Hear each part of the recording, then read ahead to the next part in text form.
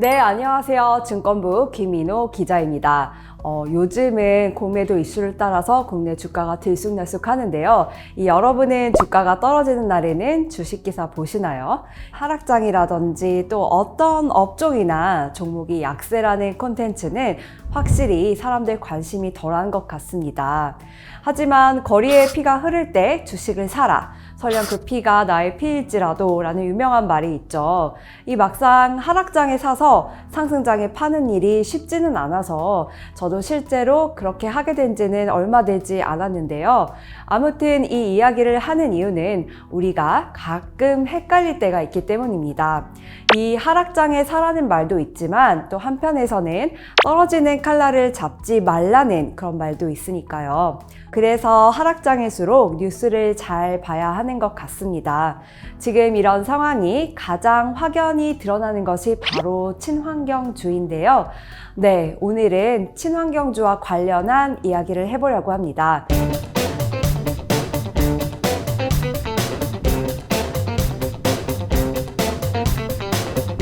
지난달 초죠. 녹색 경제 성장 동력, 이 전기차를 비롯해서 2차 전지 관련주 급락 사태가 있었는데요. 사실 녹색 경제의 또 다른 축인 재생에너지 관련주도 올해 주가 흐름이 별로 좋지는 않았습니다. 이 재생에너지 하면 가장 대표적인 것이 이 태양열, 또 수력, 풍력 에너지인데요. 이 중에서도 최근에는 아무래도 이 태양 에너지와 또 풍력이 가장 투자자들 관심을 많이 받아왔습니다. 그런데 이 글로벌 증시에서 재생에너지 간판 기업 주가 급락 사태가 장기화되면서 투자자들의 고심이 깊어지는 모양입니다. 이 시장이 미국 중앙은행이죠. 연방준비제도의 금리 인상 종료에 이제 무게를 두고 다 같이 환호하는 분위기이기는 하지만 이 태양에너지 관련주만큼은 급등락을 이제 계속하고 있죠. 이 연준이 연방공개시장위원회죠. 이 FOMC 회의를 마무리한 이달 1일 이 뉴욕 증시에서는 전기차를 비롯한 모든 업종이 반등을 했습니다. 그런데 태양광 인버터 대장주죠. 이 솔라엣지와 또 엔페이지 에너지 주가는 시간의 거래에서 각각 약 19%, 5% 급락을 했죠. 이 두 기업뿐 아니라 이 썬파워나 썬런 등 여러분들 이미 어느 정도 이름 들어보신 다른 태양에너지 기업들 주가도 급등락했습니다. 하지만 다음날 이 썬파워와 썬런 주가가 하루 만에 10% 급등하질 않나 여러 가지 다른 태양에너지 관련주가 또 일제히 반등을 했어요. 어떤 날은 급락하고 어떤 날은 또 급등을 하고 이런 식인 거죠. 그런데 이것이 과연 재생에너지 시장 환경이나 아니면 기업 펀더멘털이 갑자기 좋아지면서 주가가 급등을 한 걸까요? 그렇다고 보기에는 다소 꺼름칙한 느낌이 드는 것도 사실입니다. 물론 친환경 경제가 언젠가는 다시 살아나겠지만 당장은 시장이 들쑥날쑥한 분위기입니다. 일례로 이번 달 1일에 장 마감 후에 이 솔라엣지가 부진한 3분기 실적을 발표했습니다. 이 3분기라고 하면 사실 과거의 실적이지만 이 회사는 태양에너지 시장 부진을 이유로 시장 기대를 밑도는 4분기 목표치를 제시를 했어요. 일단은 3분기 실적을 보면 이 회사 매출이 분기별로 27% 급감을 했고 연간 기준으로도 13% 줄어들면서 매출과 또 한 주당 순이익, 우리가 EPS라고 많이 부르죠. EPS 모두 월가 기대 이하의 성적을 냈습니다. 지비랜드 솔라엣지 최고 경영자는 이 부진한 3분기 실적에 대해서 이 시장이 주춤했고 또 유럽 시장에서 특히 예상치 못한 재고 급증을 경험을 했으며 미국에서도 태양광 패널 설치율이 부진했다고 설명을 했는데요. 이 회사는 4분기 매출 목표치를 3억 달러에서 3억 5천만 달러 선으로 제시를 했습니다. 이 3분기의 절반을 밑돌 뿐더러 월가 기대치인 평균 6억 8,800만 달러도 대폭 밑도는 수준입니다. 이 솔라 엣지는 지난달 19일에도 이미 이 3분기 매출 목표치를 하향하는 등 실적 부진을 예고한 탓에 주가가 30% 이상 급락한 적이 있습니다. 올해 1월 이후의 연중 수익률을 보면요, 이 회사 주가는 70% 넘게 급락한 상태입니다. 그런데 이 솔라 엣지뿐만이 아닙니다. 미국 대형 태양광 인버터 기업이죠. 이 엔페이즈 에너지도 최근에 분기 실적 발표에 앞서서 지난달에 이례적으로 경영 악화와 관련된 경고음을 내왔습니다. 이 주가도 나날이 저점 기록을 갈아치우는 분위기인데요. 올해 1월 이후에 이 엔페이즈 에너지 주가도 연중 약 70% 떨어진 상태입니다. 앞서 또 엔페이즈 에너지도 지난달 말에 부진한 실적을 발표를 했고요. 또 시장 기대를 밑도는 목표치를 제시를 했습니다. 태양광 장비와 배터리 수요가 줄어든 탓이라는 이유인데요. 이 엔페이즈가 제시한 4분기 매출 목표치는 3억 달러에서 3억 5천만 달러로 역시 월가가 예상한 이 평균 5억 7,900만 달러 대비 거의 반토막 난 수준입니다. 이 엔페이즈 CEO는 부진한 실적에 대해서 이 거시경제적 상황 탓에 미국에서는 최대 태양광 패널 시장인 캘리포니아를 중심으로 매출이 16% 줄었으며 유럽에서는 무려 34% 급감했다고 얘기를 했습니다. 특히 유럽의 경우에는 프랑스와 독일, 또 네덜란드 수요 둔화와 재고 증가가 두드러졌다는 설명을 했는데요. 그런데 조금 이상하지 않나요? 이 미국과 유럽, 또 중국 등 주요 에너지 시장에서 이 태양광 발전이 나날이 확장세라는 보고서가 나오는데 말입니다.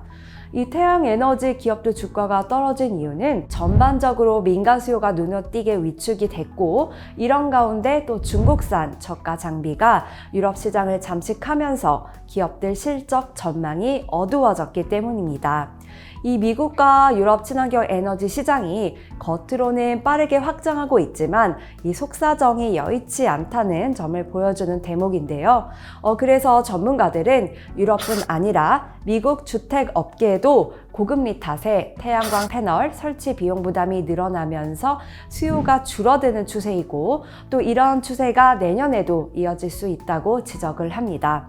이 월가 대형 투자은행인 시티그룹 같은 경우는요, 미국 인플레이션 감축법, 우리가 잘 아는 그 IRA 덕에 투자 수요가 몰리기는 했지만 이 태양광 시장에서 수요가 제한되면서 이 선파워를 비롯한 태양광 관련주 추가 하락 여지가 있다고 지적을 하는가 하면, 그러면서 솔라 엣지에 대해서는 12개월 목표 주가를 기존 248달러에서 187달러로 대폭 낮추기도 했습니다. 이 유럽 시장에서는 중국산 저가형 장비가 유입되면서 미국 기업들의 재고가 늘고 있다는 점이 문제고요. 또 미국 시장은 고금리 부담 외에도 미국 내 최대 재생 에너지 시장으로 통하는 이 캘리포니아주가 올해 4월부터 주택 소유주에 대한 태양광 패널 보조금 이 상한을 낮추는 식으로 지원을 줄였다는 점도 또 하나의 압박 변수로 꼽힙니다. 이 캘리포니아주에서는 학교나 농장 등 대규모 공동시설에 대해서도 태양광 발전 인센티브 예산 삭감이 이뤄질 것이라는 예상도 나옵니다.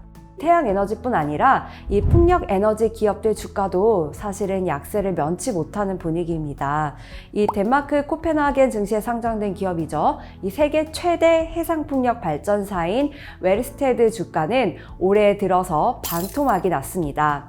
이달 1일 하루에만 주가가 약 26% 급락을 했는데요. 이 회사가 미국 뉴저지에서 진행하려던 해상풍력 발전 프로젝트 2개를 포기한다고 밝힌 탓입니다. 이날 웰스테드 측은 고금리에 따른 차입 비용 증가와 공급망 문제, 또 세액공제 사항 변경으로 인해서 이 뉴저지 해안 오션윈드 1, 2 개발 프로젝트에서 철수할 것이며 미국 사업 포트폴리오를 전면적으로 재검토하고 있다고 밝혔습니다. 이 회사는 앞서 8월에도 더욱 부정적인 상황을 예고를 하면서 프로젝트 포기 가능성을 시사를 했거든요.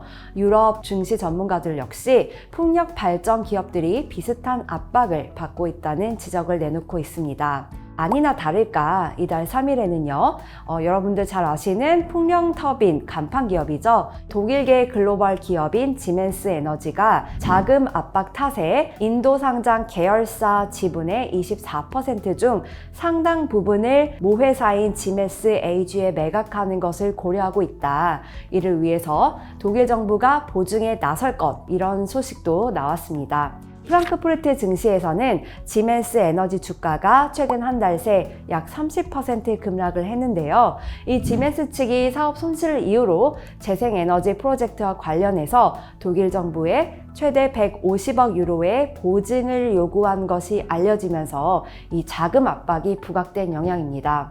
여러분들 잘 아시다시피 이 웰스테드나 지멘스 에너지 같은 기업들은 굉장히 규모가 큰 기업입니다.